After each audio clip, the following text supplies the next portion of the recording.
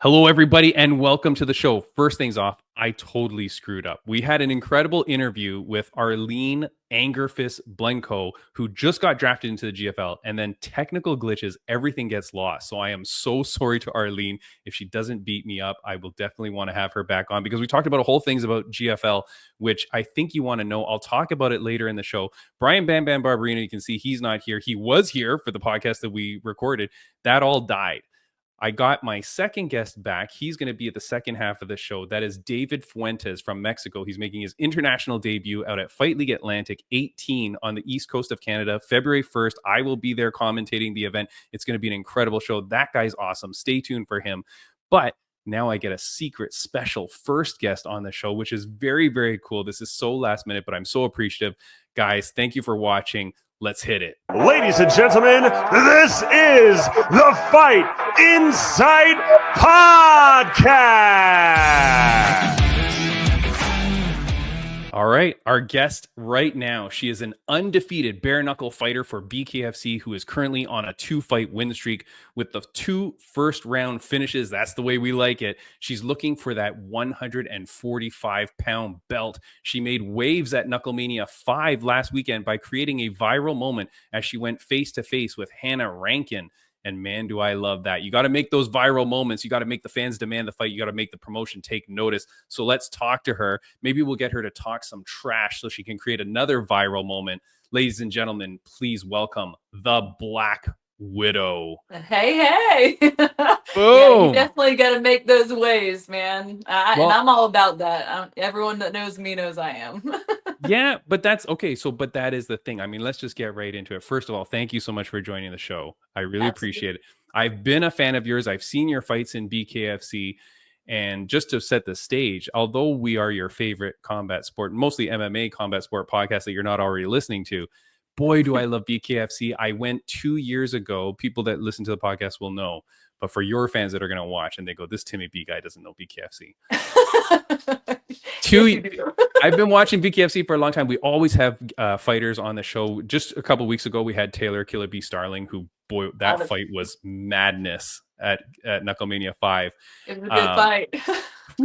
And, 2 years ago, I'm in London and they had a BKFC show in London while my wife and I are there on vacation. It's kind of like our honeymoon. And Really? and I said, hey, hun, can we go to BKFC? And she's like, that is like, she hates watching it on TV because it's so bloody, it's so violent, right? BKFC is so kind. They say, Timmy B, you're the best Fight Insight podcast we've ever seen. We're going to give you media credentials. So my wife and I go, she begrudgingly goes, she says, I'm probably going to be on my cell phone most of the time, And I'm like, yeah, that's fine. That's fine. I just want to watch it. We're sitting there like literally like 4 rows out in London, Way England. better in person. Holy moly, Black Widow. The minute that first fight comes on, my wife is glued to it. Like, could not stop the action, the intensity. There is nothing like a BKFC event. I don't think people understand how insane it is. I don't think so either. I think you're absolutely right on that. Until you have seen one in person, especially if you guys, got the treatment of being really up close, you hear those fists hit. You hear that bone to bone, that bloody action. It's just it's not the same as the MMA, and I love MMA. Like I was kind of telling you before, I love MMA. I will always love MMA. I'm not technically, I'm probably not done with my MMA career, but for right now, my passion and my entire, it's just me 100%. This is just where I belong. It's bare knuckle is what I was meant for. It's my style 100%. Yeah, it's absolutely insane. I'm so happy that you're there. I will say a little asterisk on it's a great show. If you really want a great show, Jessica Borga, if you want to check out a great show, come check out East Coast Canada on February 1st. Go to Fight League Atlantic where I'm going to be commenting. Boy, oh boy, do they put on an incredible show. One of the best promotion in Canada. 5 events a year. Yeah, right here. Hold on. There's my staff badges, so I'm not lying to you. And hold on, let me put a poster up here. I'm going to be interviewing this guy on the show right after you, or we recorded already. The guy on the left there, David Fuentes, but that's FLA 18. Boy, oh boy, like that show. Nice. Yeah, definitely send me that info. I'll definitely be interested in that. Absolutely. FightLeagueAtlantic.com. It's great. Maybe one time you should come out there and start talking some trash to the Canadians. I would. We don't put up for that It's though. so funny. It's so funny. If anyone knows me in my entire MMA career, I'm just not a trash talker. I like my fighting to speak for itself. Yeah. But I've started, at this point, if you want to fight, you got to make the fight. And at this point, I want to fight anyone and everyone. So like, I've become the bad guy. So It's you know what? Here's the thing too. And like, okay, so we look at you now and we see you on camera, right? Mhm. You don't look like how you yeah, look at who's this girl. When we see you sometimes at the most recent BKFC events, you're doing yourself up way different. Yes. And is that fair to say? I mean, Oh yeah, you're definitely. I put on my makeup. I look like a chick. Most of the time though, like this is in between training. So like me having my hair down is actually, I literally just took it down. I usually just have it up. I usually look like a ragged rat, a wet rat sweating. So I'm one yeah. of the guys normally. Yeah, I would have kicked you off the podcast immediately. I figured I'd get a little bit girly. No, but here's the thing though. Then let's talk about this because at Fight League Atlantic, like there's lots of amateur fighters, right? Mm. Throwing, and there's a few men that are gonna hit UFC. I know it, right? There are some big fighters there. A friend of the podcast, the Mummy Abdelaziz, he's main eventing that event. He's 4-0 as a pro. You Like usually see it. Yeah, if they're gonna make it to the big leagues. you can sense it. But one of the things that I always think about is like, how are you promoting yourself? How are you getting yourself noticed? Not just by promotions, but by the fans. Like, how do you build that following? Because that's what's going to be important. And It so is. It's here's extremely important, and I didn't know a lot of it when I was up and coming. So, unfortunately, social media is everything. Everyone knows yeah, that nowadays. You have to build that following for people to want to be on your show. You got a big following, they get more people come to the show. So to do that, you have to be at all the events. You have to be at the events to make your presence known. You have to make yourself known in yeah, any way you can. Get on the podcast. It doesn't matter how big the podcasts are. It doesn't matter how big the interviews are. Get on them. Spread your name. That's the only thing that you can do besides fighting and making it exciting.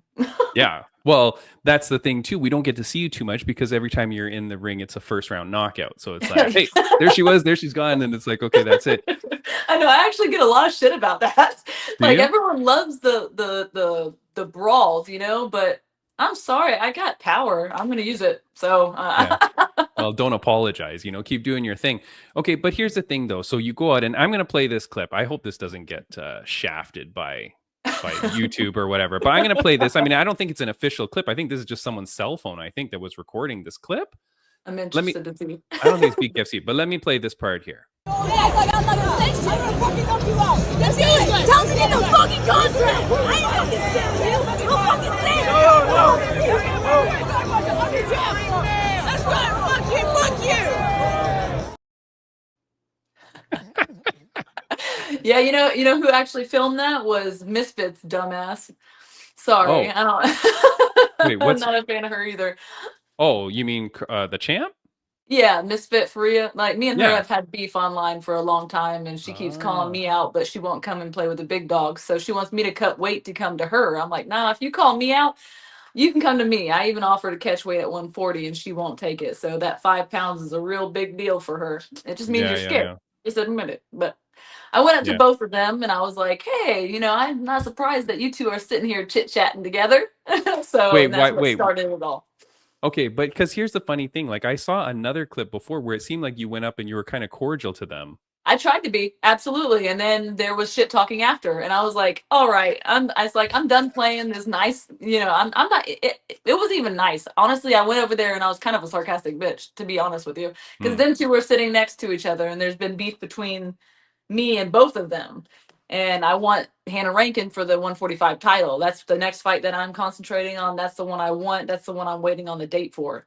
And she kept, I wasn't even going to be in Philly, honestly, for Knucklemania, just because I had other things. But I canceled that as soon as Hannah Rankin called me out online. She called me out and said, hey, are you going to be in Philly? I was like, yes, the fuck I am. Sorry if I'm not allowed to cuss. Sorry. No, you're allowed to cry. Please do. But I was like, yeah, I'll be there.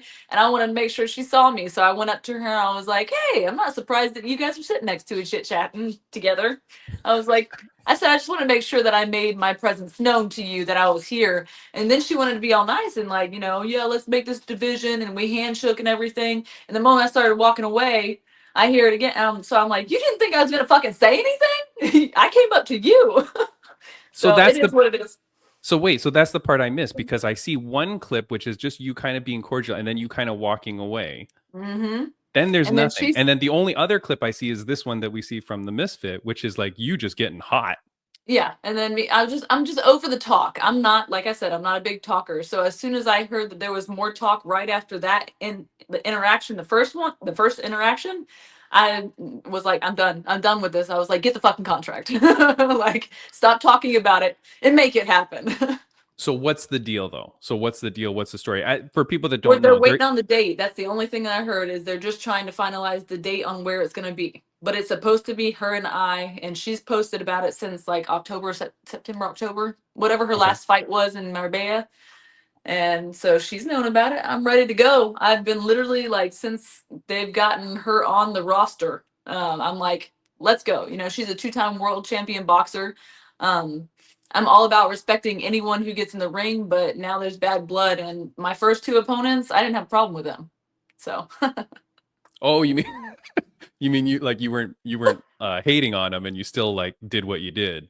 Oh yeah, I wasn't. Yeah, there was no beef between Right, us, right. and it still ended the way it did. So, and there's beef between her and I, and the only one that I ever had beef with before this was Amber Leibrock, and we saw what happened with her too. So, Yeah, go check that out. That was a Bellator fight that went my your debut. way.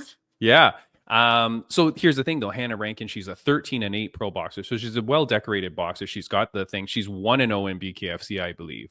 Yes. But yeah, like this helps build the division. It builds interest, right? Mm-hmm. Mm-hmm. So especially if they get that title, if they get a 145 title, there's going to be more girls wanting to come in because there's something to fight for. There's something to work their way up towards. And that's with anything, any promotion. Yeah. Well, that's the thing because sometimes you see these random fights that are like at a weight class and you're like, wait, there is no title here. Like, what are we doing? Yeah, it makes it hard. But it starts it, right? Yeah.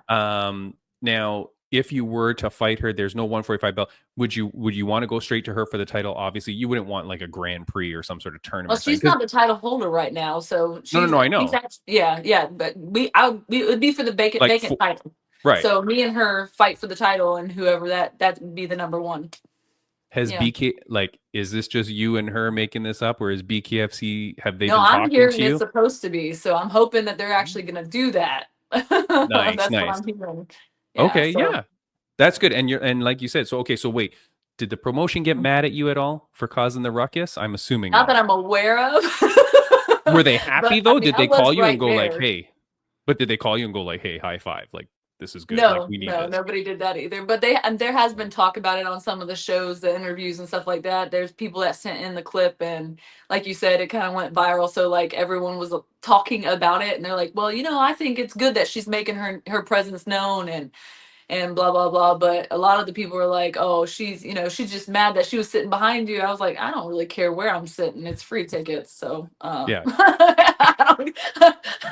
I had my son with me, honestly, so. Oh, and so here, one of my questions was going to be like, what did the people close to you, like your gym or your family, and your son's right there? Then I guess like, is he like, "Hey, mom, I want to watch the rest of the fights," like don't get us kicked out, or was he like, "Mom, kill her, like let's go"? No, my mom or my son was more like, no, I don't want. I'll sit over here. You go do your thing. I don't know that lady. But everyone else, coaches and everything, they're all for it. They understand that. Unfortunately, a lot of people that watch WWE and MMA, there is a mix to it. There is it's show. They like the show. They like the storyline. They like all of that. Those two kind of go hand in hand. I used to absolutely hate when people were like, "Oh, so my MMA years, like, you do a WWE." I'm like, no, I don't. Actually, I was on one show of WWE with Bobby Lashley, but I was like, no, it's totally different. It's not skidded. It's you go in to beat that person. You don't know the outcome. But now I understand, like, it's a lot of the show. Everyone loves Right. the show. Yeah. Now, like, look, to be honest, you've got the look, right? Like, I mean, like when you're out there and you've got that makeup on, like literally you are like a WWE I villain. can do the look. Yeah, right. Like you got it going. You got the look. You got that like that WWE look. Like you could play the villain. You could play whatever. Yeah. How is that for you though? Like, do you relish it, or are you just like, God dang it, like I got to do this, or like, or have you like fed into it and you're happy with this now because this is the culture now? And again, I'm speaking for the amateur fighters, like the guy that's going to come on the podcast after you. He's a guy just new in his professional career, right? But a Yeah. lot of people, they're very quiet, they're very small, they're very reserved. And it doesn't get them noticed, unfortunately, and that sucks. I know amazing fighters who aren't noticed just because they aren't big shit talkers like Conor McGregor. Like Right. Yeah. Unfortunately, you have to stir things up, but you have to be able to back it up too. So it's like it goes hand in hand. Like you can be a shit talker that doesn't do much, but you're still going to get out there because bad publicity is still publicity, and people have got to realize that. So honestly, me, I relish in it. Like I've done movies, commercials. I've been on TV. All that doesn't really. I like being in the spotlight, so it's fine with me. That kind of stuff comes natural for me. Yeah. And since I do have the looks, hell yeah, I'm gonna use it. I'd be stupid not to use it. So Yeah, no, I'm happy for you because look, like we want to build that division. I was thinking that when I realized, I'm like, wait a second, she's talking about a title, but there is no 145 belt, yeah, and I'm not like, yet. no, exactly, and I'm like, should they do a Grand Prix? Should they do a tournament? Because They don't that's a have enough way. girls in the division yet. But here's the thing, though, the problem. Okay, well, let's just debate this just a quick sec, because the problem is like if you win the title, and of course I want you to get the title first, right? Of course, that's money and that's pride and all that, right? But like, if you win the title, then they're just bringing in people to find you to beat up, Yeah. and then it's tough because the crowd is like, okay, well, we love the Black Widow, but now she's just going to beat up, and then all of a sudden you're going to be the Can Crusher or something like that, right? And they're just going to bring in girls, and they're like, we're not going to know these people. One FC like 4 years ago for their atomweight division, they did a Grand Prix, which was really cool because you're like, okay, so now we know all these girls. One Yeah. girl comes out with the title, which was Stamp Fairtex at the time, but then you knew all the girls, and you're like, okay, so true. now That's a great idea. I agree with you. tell David Feldman. He's been on this podcast before, I so he think knows he Timmy has B. actually talked about it because he Talked about me is, or the no, Grand Prix? no, maybe, Shit. but he has actually talked about doing like these Grand Prix, and he's doing Yeah. one with the the males. Like it's 25 all mil. weights. Yeah, it's all weight classes, and Yeah. why aren't we doing that for the females? I mean, then again, like I am at the top of the weight class. Of course, you're gonna say it. Yeah, what a jerk. It's like Ben Rothwell. You see Ben Yeah. Rothwell, he's like, yeah, I'm in that. It's like, yeah, well, of course, like these 135ers are just gonna tap out now, Yeah. Like, go up against Ben. Jesus. That's exactly right. Like, size does somewhat matter when there's power Right. involved. So, yeah, it is what it is. I mean, hopefully, yes, whether it's a Grand Prix or not, the title comes in and people, yeah, I mean, if I just have to keep laying them out, all right. But like, Whatever. I do want the challenge though. That I was honestly excited for Hannah Rankin because she's a world champion boxer. I really hope that I want to see the best version of her because her first fight was she got baptized by fire with bare knuckle. So Sure. I hope she does make the adjustments. I hope, like I like the challenge. Bring it on. Like Yeah. make it out of the first round. Well, or not, just that's the sooner that you can be holding Or that not. gold belt. How old Or is your not. son, by the way? How old is your son that you brought to My the bare son knuckle is event? 14. I have a stepson that's 14 as well. So they're both Okay. 14, almost 15. And I have a Okay. little girl, stepdaughter that is almost 10. Okay, so taking a 14-year-old to the bare knuckle, you're not going to be in trouble from child services or anything. No. He's still No. old enough to be there. That's fine.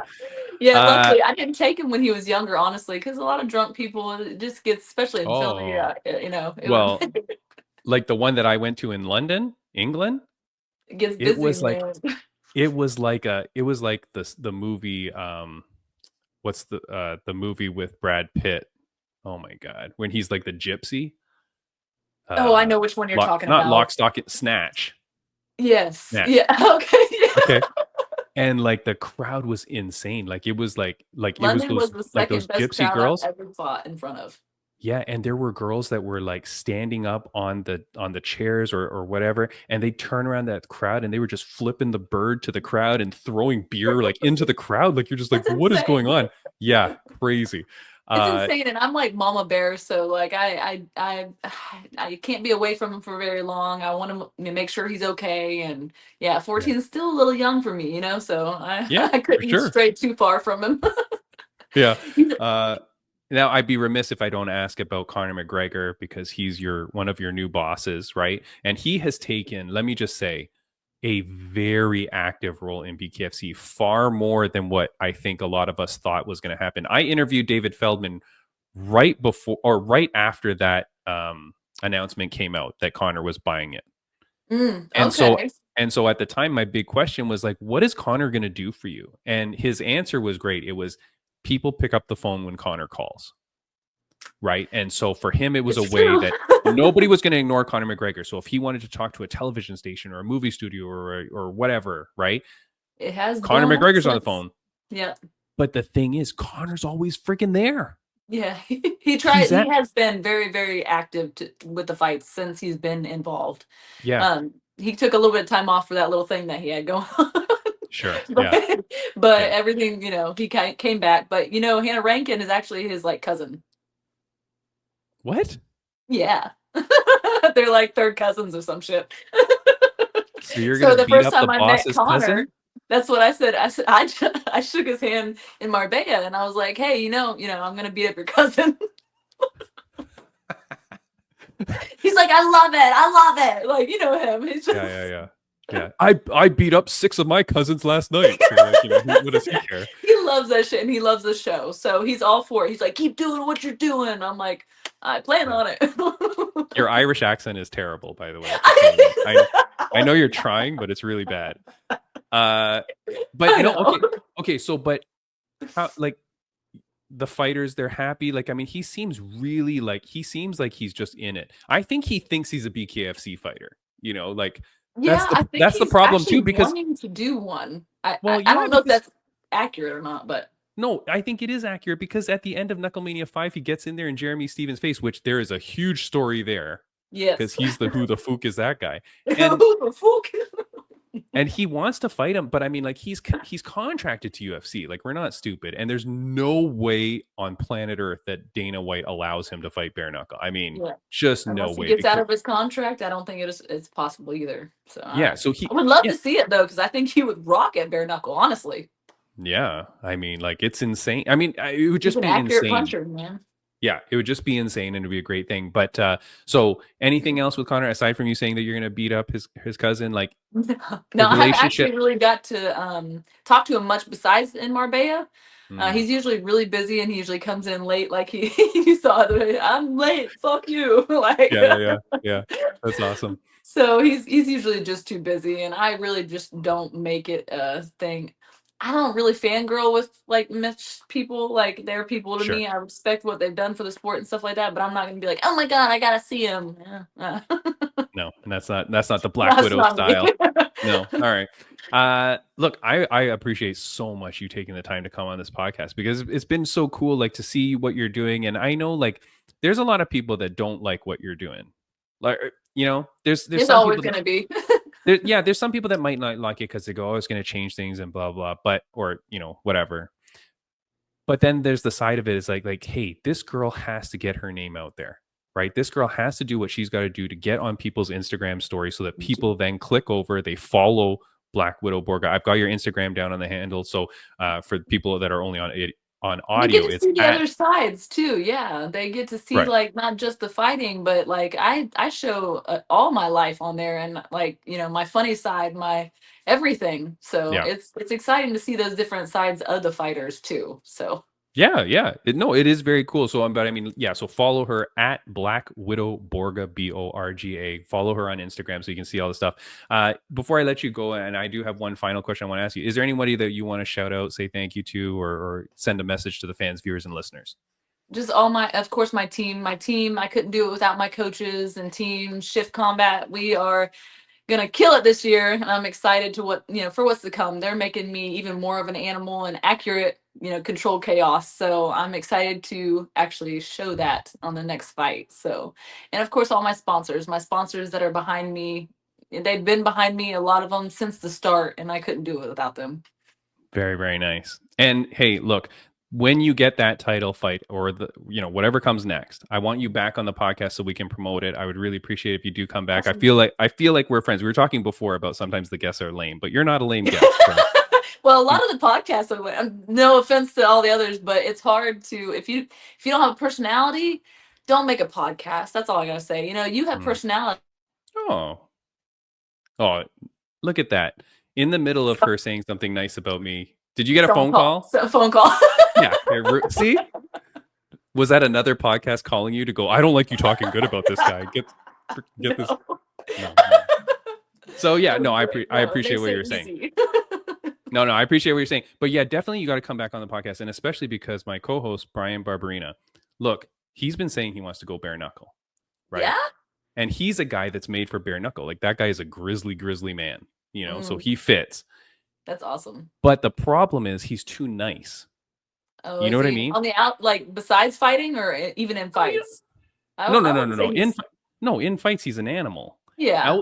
Outside, like when he's just talking, he's such a nice guy. Like that's like when he beat up Robbie Lawler or Matt Brown. I forget one of those two. He's an animal with two animals, but then after it was funny because in one of those fights they start booing him, the crowd. I think it might have been the Matt Brown one because it might have been Matt Brown's hometown.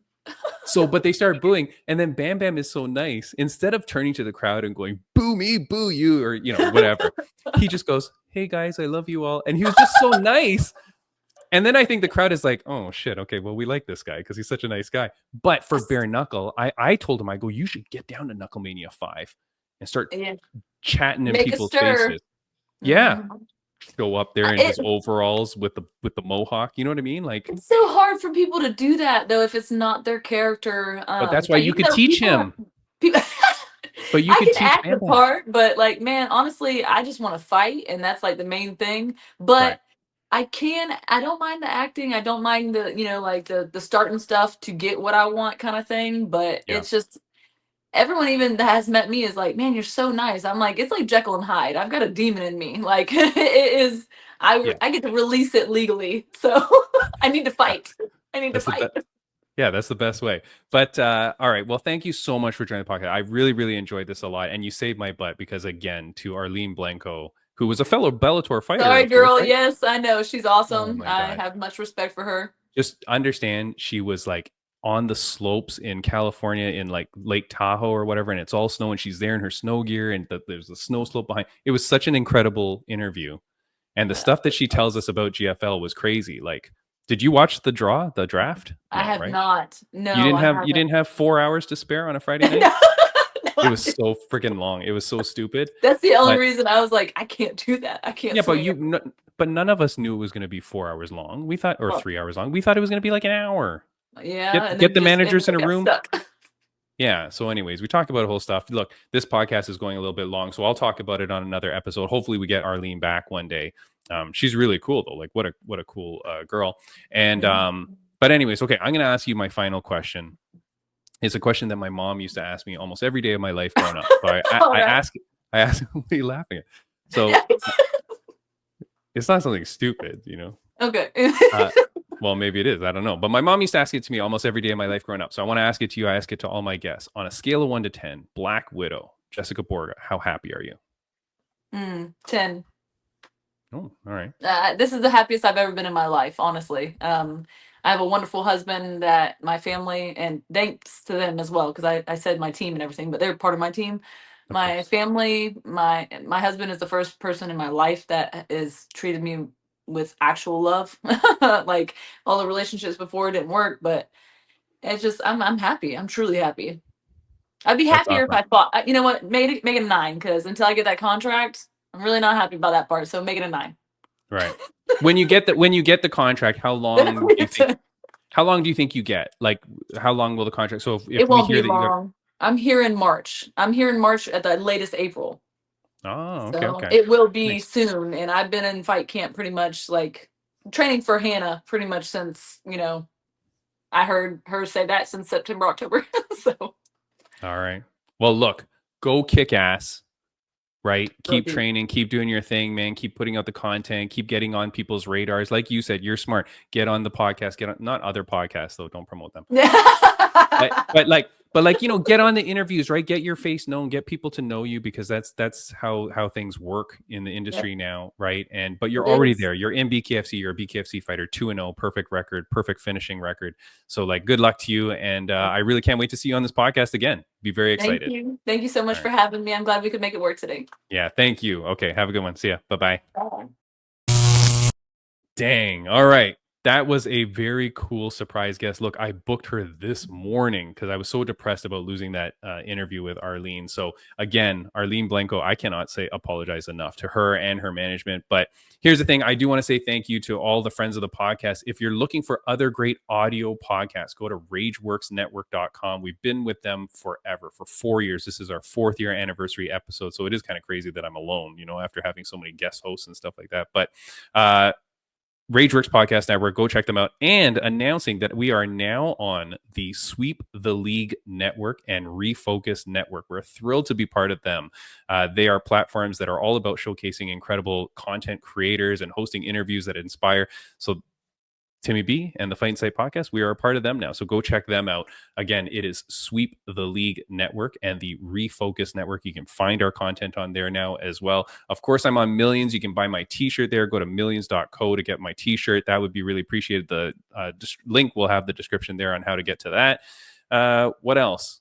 GFL, man. I got so much to talk about it. But look, let's get to our second guest now. Again, this was recorded yesterday. I think with all the glitches and stuff like that, the audio was a little bit busted too. Not his audio, but my audio somehow wrecked. So I apologize if that's the case. But let's get to that interview now. And guys, Fight League Atlantic. I'm going to say it a bunch there. I said it a bunch earlier. Please come out and support. I'm wearing the shirt now. You can't really see it. Hold on. Go get the merch there. Go to the event there. FightLeagueAtlantic.com. You don't want to miss it. FLA 18 is the show. I'm going to be commentating. I'm going to be doing the weigh-ins on the Friday. So check out all their stuff. Please go and support them. That is an incredible organization. We need to support. That's where everything starts.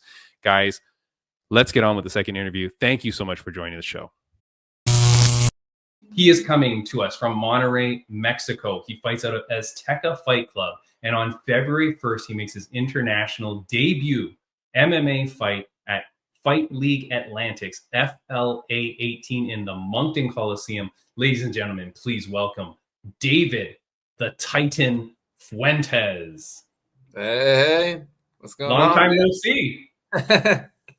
Long time no see indeed. About an hour or so. Dude, what a disaster. I'm so sorry. This has never happened. This is episode 208. It has never happened where the system has glitched like that and I've lost everything. I can't believe it. I'm freaking devastated. We had a great talk, you and I, and we talked with Bam Bam. I do want to say you got some great advice from him about fighting in front of an international crowd, because that's a big thing to you, right? Yep, it is. It is. Yeah. For those that were not, just me, you, and the walls here, what did Bam Bam tell you about fighting internationally? Well, he essentially said to not let the pressure of not being in my home country affect me, because my opponent's the one that's got the pressure is on him because it's on his turf, and to just let go of all that, of the fact that the crowd's against me, and just go in there and do my thing. Yeah, that's it, man. And I mean, and that's the thing, right? You know that the crowd here at Fight League Atlantic is going to be insane. It's going to be a big crowd. Everybody's going to be rooting and hollering. And of course, the big news that just dropped today, we're recording this on Monday. This podcast comes out on Thursday, but like, your opponent has changed. So you were set to fight one individual. Now it changes. And now you are fighting the Bear, Pat Carroll, who has fought a couple of times recently for Fight League Atlantic. He's a hometown guy. So you're going to be coming into play spoiler. What does that mean for you? Well, for starters, it's a chance for me to showcase my skills against from what I can tell and from what I've seen, it's an experienced guy. You know, he's older than me. He's an experienced opponent, and that only gives me more drive to not only put on a great show, but really show what I can do in the cage. Yeah, that's incredible, man. And like, so here's the thing: you're training for one opponent. Now it switches, and as we talked about before with Bam Bam, you know, kudos to both of you because he takes this fight on short notice. He takes it on a week's notice, but you also have to accept, right? You're making your international debut. This is a big thing for you. I know that when we spoke on the FLA Exposure podcast, that you had talked about, hey, yeah, I'm studying my opponent. I'm doing the work. I'm getting ready for him. How does that change now for you with a new opponent? You just quickly study, or do you not now? Well, obviously, we when we got offered Pat Carroll, we obviously did our homework and we went back to his previous FLA fights, and we looked at his style and we thought, well, it's still a good matchup. You know, the game plan and the training camp that we did for Drake also matches pretty well with what Pat brings into the table. So we said, you know, the weights a little heavier. Drake and I were going to fight at 165, right? And it changed to 169. So, you know, it's going to be an even easier cut for me. So we said, you know what, screw it. Let's go. Because as I said before, we've been in talks with FLA about getting this fight done since last August. And, you know, it kind of bothered me that so close to the fight and it fell out and not being able to go over there and fight. So I just said, you know what, I talked to my coach and we said, screw it. Let's go. Yeah, no, that's incredible, man. And yeah, again, kudos to you, man. And kudos to Pat Carroll for taking it. Look, for people that don't know you, right, because you're going to be coming in now and our audience is all over. But of course, you know, when you go into Fight League Atlantic, it's that East Coast Canada crowd. What can they expect from a Titan fight when it's David the Titan Fuentes in there? What can they expect? Well, I, for one, consider myself a technician. You know, I have an extensive background in kickboxing and Muay Thai, so I'm interested in making it not just a spectacle, but also being a good clinic in striking, you know, for the fight to look pretty, for the technique to be on point, so that they can expect not only a good scrap, but also a good showcase of mindfulness and strategy in the cage. Yeah, that's incredible, man. And you know, I know that you have a teammate coming up with you. So out of Azteca Fight Club, you also have another team member coming with you who's making the fight as well, Manuel Garcia. I believe that's his name. I don't have any notes on me now. So, but Manuel Garcia, he's coming out, man. So how cool is that, though? You know, like, you're making your international debut. That's a big thing. But to have someone by your side, have you been training with him long? Are you guys good buddies? You know, I've known him for about maybe 3 years or so. Okay. We met back in 2021. We fought on the same card, but we weren't at that moment in time. We weren't with Azteca. We were in different teams, and back then we were only fighting in Muay Thai. Okay. And we met because we shared that card, and you know, fate would have it that 3 years after that, we conjoined that there at Azteca, and we become good friends. We become good training partners, and you know, it's awesome for him to also be coming out, and for us to be having fights on the same card. You know, I think it's just, you know, it's got to be fate, man. Yeah, that's crazy. Yeah, I mean, like, it's cool, man, when you see people coming from out of town and they've got like some support with them. Because again, I know we talked. You're expecting to have lots of people from Mexico supporting and cheering you on. They're going to be ordering the pay-per-view. They're going to be going to FightLeagueAtlantic.com, getting that pay-per-view, having watch parties in your hometown. But to have someone at least with you, like, how many people are coming up with you? It's just going to be our coach, John, and us. Oh, that's it. It's just going to be us three. All right. When you come in, are you expecting boos? Are you expecting cheers? Like, what are how are you going to play this? Are you going to play the heel? Are you going to play it up? Are you going to be razzling the crowd, or like what are you expecting here? I You don't thought seem about like, a mean guy, so I'm just saying that's all. yeah, I've got a little brother who's a huge WWE fan, and he's on me like, you got to play the heel, you got to play the heel. Like, dude, I'm not a heel, I'm a baby face. So. Sure. So, but yeah, really overall, I want to show the crowd that I'm proud of where I'm from, to show them that Mexican spirit, to walk to the cage wrapped in my flag, and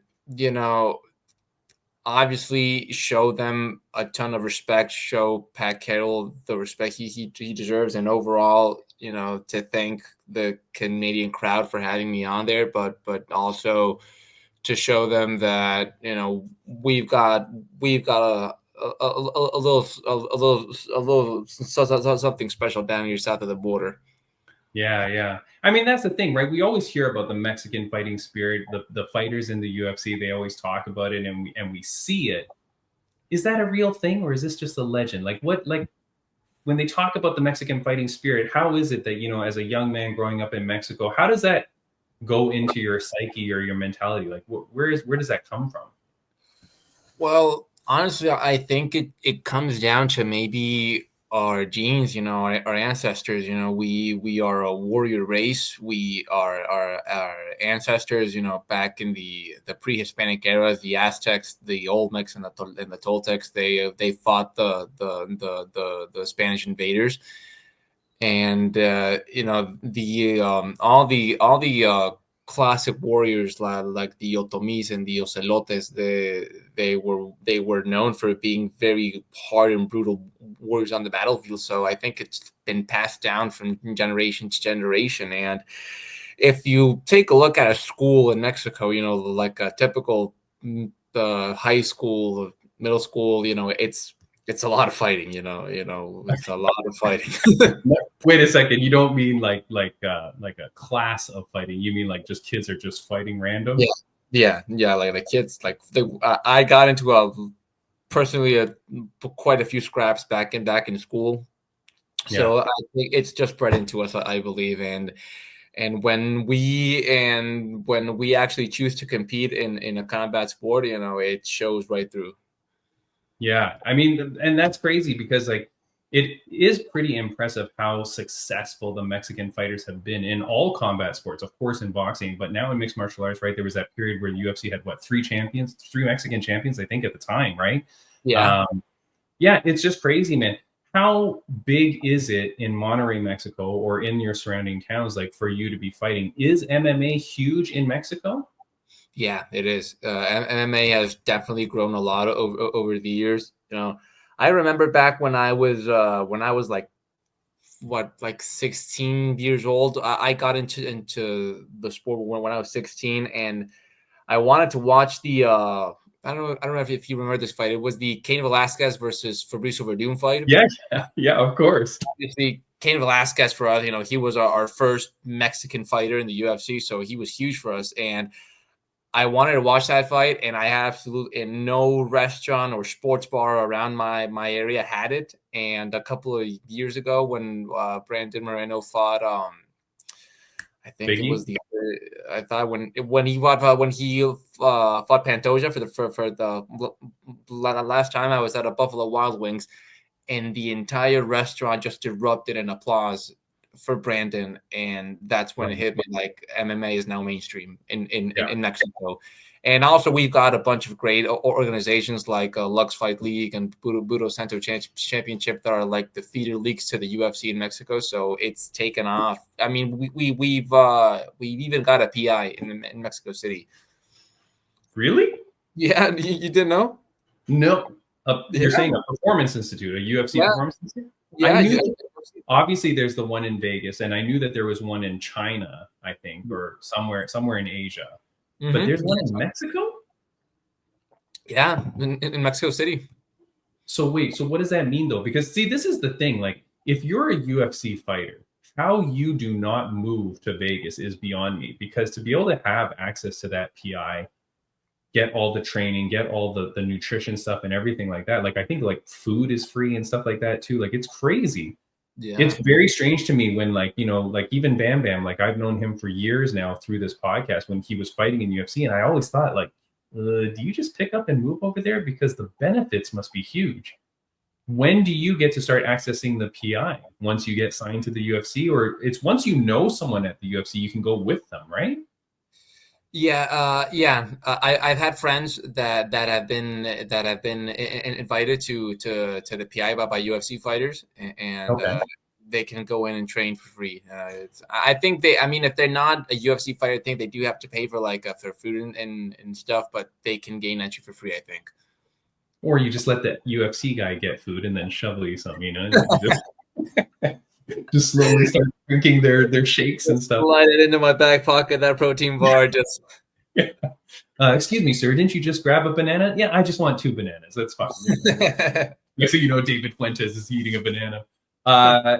So look, man, is UFC the ultimate goal for you? Is this where you want to take it? Obviously, you know, you're going to be fighting in Fight League Atlantic, and that's huge. It's your first international fight. But beyond that, and, you know, I hope that to see you in Fight League Atlantic multiple times, because, you know, I'm commentating there. I'm going to do the weigh-in. So I'm so excited. And that organization, man, to me, it just has my heart. They are kicking ass, putting out what incredible events, and like really supporting all of East Coast Canada, if not all of Canada, and now internationally, right? Like giving you the dream.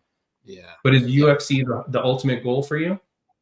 Yeah, it is. Yeah, it is. We, me and my coach, we've got maybe like a 5 or 6 year plan to get to the UFC. So this is part of the plan. Nice. So not right now. We're just, you know, sticking to the game plan of what we've got in store, and yeah, we've been blessed by God, honestly, that this opportunity came to us. And right now, it's really just to put the best of us, you know, up in the cage. Yeah, that's awesome, man. Are you okay on time? Can I keep bothering you for a little bit? What do you got to do today? Like, what's your day plan? Like, what else are you doing today? I'm gonna go train at 7 p.m. and Okay. I already did all my work my work in the morning, so we're good. We're gone on time. So wait, it's 4:30 where you are now? It's 4:30. Yeah. And you've got till 7, so we can do a 3-hour podcast. This is perfect. Perfect. Yeah. No. Okay, so you said that UFC is the dream. I'm going to go a little bit off topic though. GFL, is that your dream at all? When you saw that on Friday, do you even know what I'm talking about? GFL. Yeah, the GFL. Yeah, I saw it. Okay, total garbage, good, bad. What are you thinking? I think it's an interesting. How would I say concept? Yeah, I think it's an interesting concept, because I remember, I think it was the International Fight League that had like these, like back in the day, like this whole team setup. Yeah, I'm not too fond of that. I don't think that it really adapts well to fighting, but I was actually surprised when I saw the roster and that they had signed a bunch of fighters like Frank Mir, I think is on it. Like Frank Mir, like almost 50. He might be 60, and it's not even about the age of these guys. It's the state of them. You know exactly what I mean? Like Chris Weidman, who's, you know, up there, you know, in terms of damage and stuff. Tony Ferguson, like you said, Andrei Arlovsky. I mean, Andrei Arlovsky was doing pretty good in UFC though recently, so that's not that bad. But Gustafsson.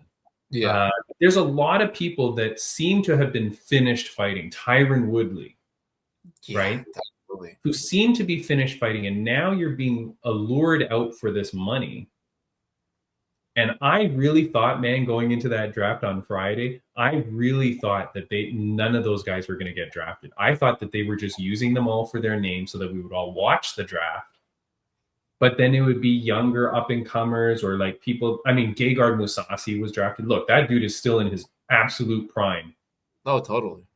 You put up Gegard against some of these guys that are like well past their prime, he might kill them, David. Yeah. I'm very scared for, like, I don't know how a commission is gonna, like, allow some of these fights, right? Like when Tyron Woodley goes there and wants to fight, and if they put him up against some hungry killer, doesn't the commission go, no? Like, how do you allow these fights? I guess the commission would have to evaluate how they are in their physical state, because if we go just age for age, I mean, they're sending these guys out like lambs to a slaughter. Because if I remember correctly, Frank Mir's knee was practically destroyed towards the end of his career. Yeah. And we see a guy like Tony Ferguson, whose past 8 fights have been just brutal massacres, and really bad injury. You know what I mean? Like, it's one thing to go on a losing streak, but to lose in the way in which some of these people have lost. Yeah, no, it's horrible. I don't know. I mean, of course, if they're gonna be promoting this new league, they've got to have some big names, and I think they've caught the eye of the public, but I don't know if that's the way that's going to pan out that way. But that's what I thought. That's why I thought, like, my conspiracy that I had been doing during this podcast was that the names are there to get you to watch the draft, and then maybe a few of them will get drafted on the team, but they might not even fight.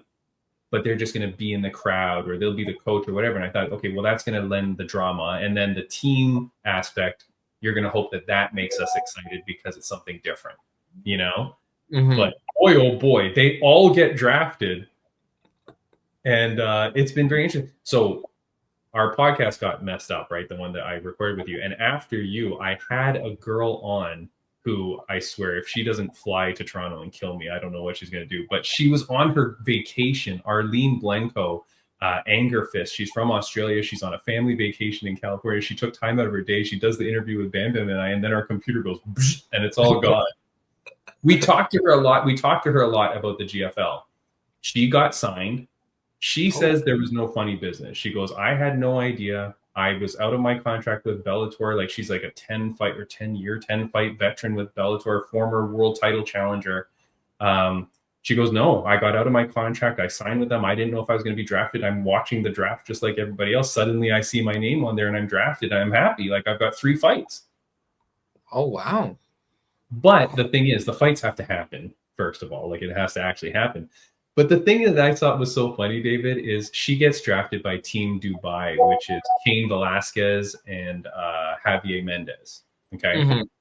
So I said to her, I go, so if did they reach out to you before saying, hey, we're interested in drafting you and like kind of get to know you? Or did they reach out to you after the draft and go, hey, we're glad you're part of the team? Nope. Like, shit. Like she didn't even know? She had no idea. She never talked to any of the coaches. She goes, well, my manager kind of like spoke to people, but I don't really know. But like, even after the draft, no one has reached out to her to say like, hey, welcome to the team. We're glad that we drafted you. Yeah, that's I don't know. That kind of smells fishy to me. Wait, fishy which way though? I know what I think is weird, but what do you think is weird about that?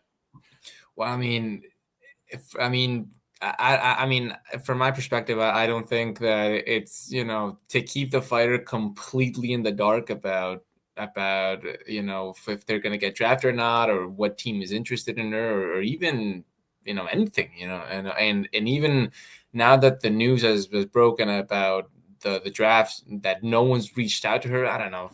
To me, it seems kind of fishy that they don't have someone in charge of maybe like fighter relations or something. I just think that I don't know that the draft is even real.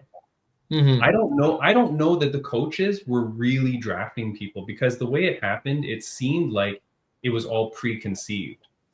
Like meaning, like, I don't think it was live. Like, I don't think there were coaches going like, who did that team just draft? Okay, scratch. Okay, we're going to pick this guy then, right? Like, I don't think it happened like that, because I don't know if you saw, but online they posted that apparently, I didn't see this happen, but apparently on the broadcast before the draft happened, this got released, which was like, it's on the screen I'm showing where it says Global Fight League text here, and the names aren't all filled out, but this was done apparently before the draft was happening.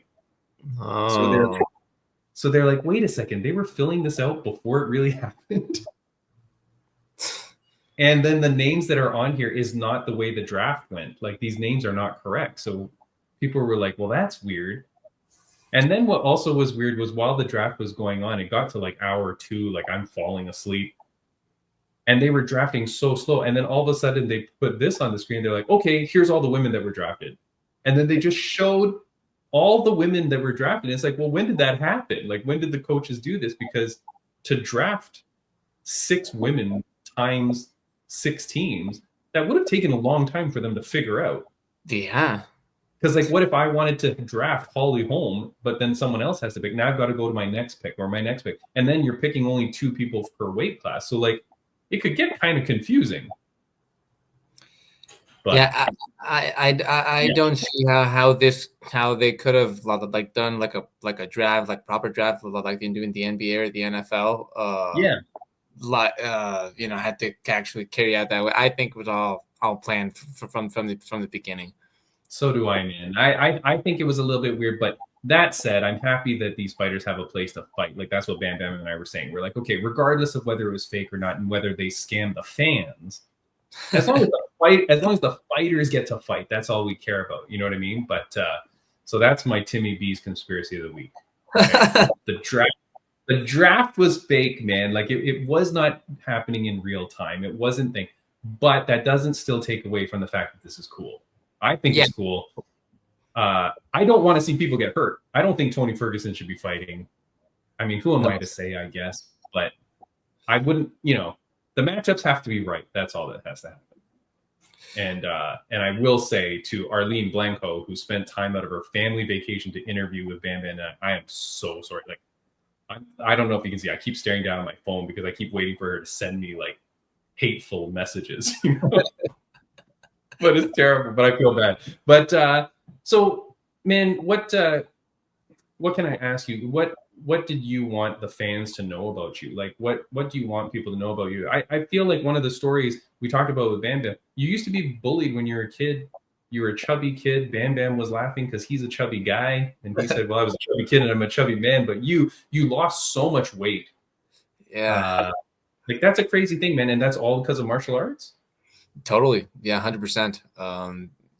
I think, I mean, I've been on this fighter's journey for the past 8 years or so since I began fighting in the amateurs, and I can 100% say that this sport, it saved my life. Because back in, if it weren't for the sport, I would probably right now be obese.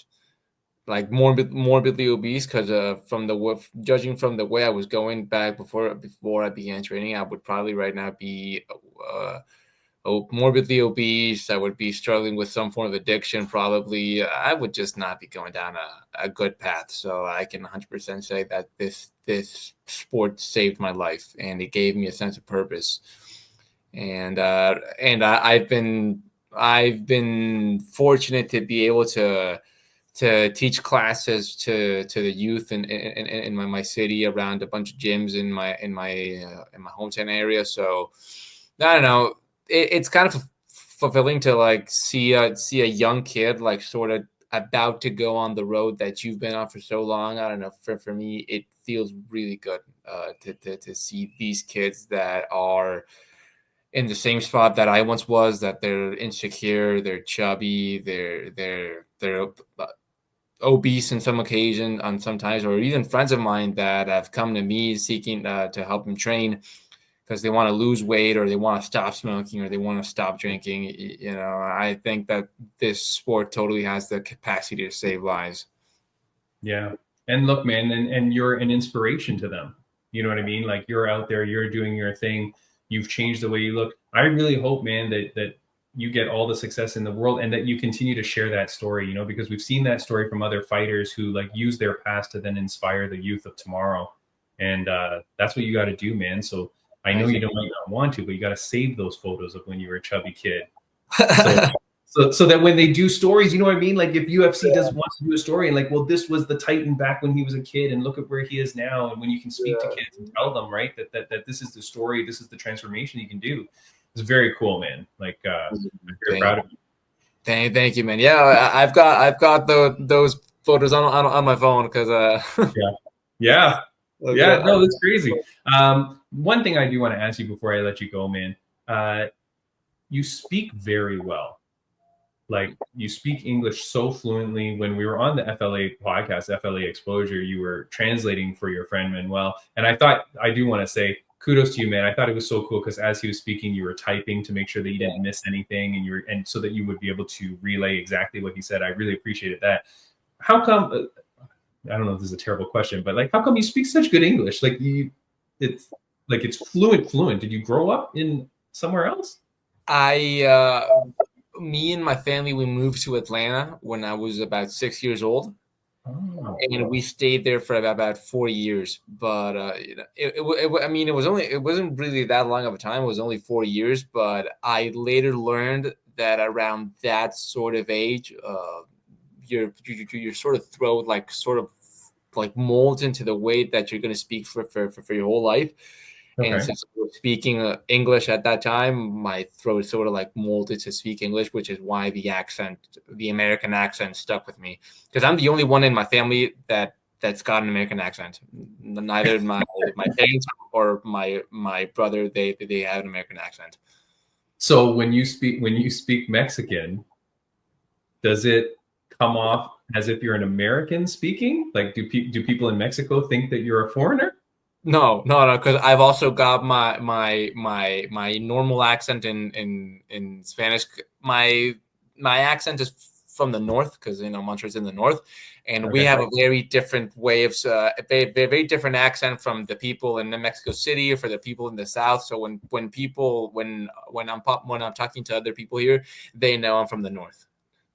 Oh, okay, all right. Well, so it all works out, man. No, I mean, hey, look, speaking about making your first international fight and stuff like that, it makes you incredibly marketable, right? Because then you're able to speak to the crowd, whether they're booing you or cheering you. Yeah. Whether you take your brother's advice and become the heel or not, right? You're going to be able to speak to the crowd, cut the promos, do all those things. So it's great. If you win at Fight League Atlantic 18, at FLA 18, what's next for you? Do you look to come back to Fight League Atlantic again and continue like a run in that organization? Are you looking elsewhere? What does the future hold for you? I know you said you had a 5-year plan. Well, for the time being, I would love to absolutely come back to Fight League Atlantic. The fight hasn't happened, and we haven't at the shirt. The fight hasn't happened, and we haven't even flown to Moncton. But we've received such a good treatment from them. Everyone's been super nice, and they've given us every accommodation possible. And I think they handled the whole situation with the original fight falling out, and we got to get the replacement. They handle it so well that it's leaving a very good taste in my mouth. And like I said, we haven't even flown to Moncton, so I'm pretty sure. Yeah. I'm pretty sure everyone's going to be super nice, and we're all going to have a blast at the fight and afterwards and at the weigh-ins and such. So if Fight League Atlantic is willing to have me for their upcoming events, then absolutely we're all for it.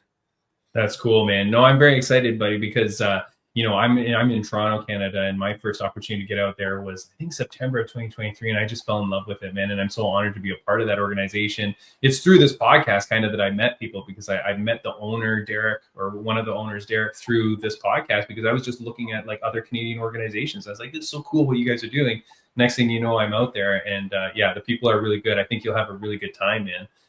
Most importantly, you got to put on a good show. You got to get out there. You got to kick ass. You got to do your job. And last question I'm going to ask you, man, and thank you so much for spending the time. It's a question my mom used to ask me almost every day of my life growing up. So I normally ask it to my guests. I didn't ask it to you the first time, so I feel good. I feel like this is a surprise now. On a scale of 1 to 10, how happy are you? On a scale of 1 to 10, right now, I'm a 10. Oh, okay. What makes you happy? What is in the life of David Fuentes that makes him happy? Right now, I'm at a point in my life where I've made a lot of mistakes, and both in my career and in my personal life. And right now, I feel that I'm at a point where all the lessons I've learned from those mistakes, I am now implementing them not only in this training camp, but also in my personal life. And I'm at a point where I'm good with all the people in my life. I'm good with my family. I'm good with my friends. I've got a wonderful team behind me that they help me train for this fight. And right now I've got a good job right now. So I'm just blessed, man. And more so I'm feeling blessed because, as I said in the promo for the fight, it is a dream for any Latin American fighter to make the walk and to get out of our countries, man. Because growing up in the third world, being from the third world, it can be hard at times. So it's a dream come true. And honestly, man, I'm just blessed, man. Right now at this moment in my life. It's crazy, man. But these things don't happen by accident. This is because it's a credit to you, right? It's a credit to the person that you are to kind of take those steps. And then of course to the people that help you and support you and guide you. But man, be proud of yourself because this is what you've done. And again, you're going to inspire tons of people and what you're doing. It's absolutely incredible. So David Fuentes, man, I will see you soon in just a few days. By the time this podcast drops, I'll be seeing you tomorrow. So take care. To all your Mexican fans and family and friends that are going to be watching this fight, man, go out and support this man. FightLeagueAtlantic.com. Go get your tickets, get the pay-per-view, and I'll see you soon, my friend. Thank you so much for joining the podcast 2 times in one day. I'm so sorry. Nah, man, it's okay. And I'm just happy to be on here and being able to talk to you and being able to share this amazing platform, my man. Thanks, my friend. Have a good one. See ya. Bye-bye. See you on Friday, my man. See ya. Bye-bye. All right, that's the show, guys. 2 great guests. Incredible. I wish everyone all the best, everyone listening and watching out there. Thank you so much for joining the show. To David Fuentes, the Titan. Man, good luck to you. I will see you very soon when this podcast drops. I'm seeing you tomorrow. So good luck to you, the team, and to everybody at Fight League Atlantic. Can't wait to see you guys. To our good friend now, our new best friend, the Black Widow, Jessica Borga. What a great interview that was. Let's wait to see when she gets that title shot. It's coming for sure, man. When you cut a promo like that, when you get on the eyes of everybody like that, that's happening. So that's very cool. And to know that opponent is going to be Conor McGregor's cousin, that adds some drama too. So guys, we will see you next week. Thank you so much. Next week on the podcast, Dennis Frimpong from Octagon MMA, who just fought Paddy Pimblett behind closed doors. See you then.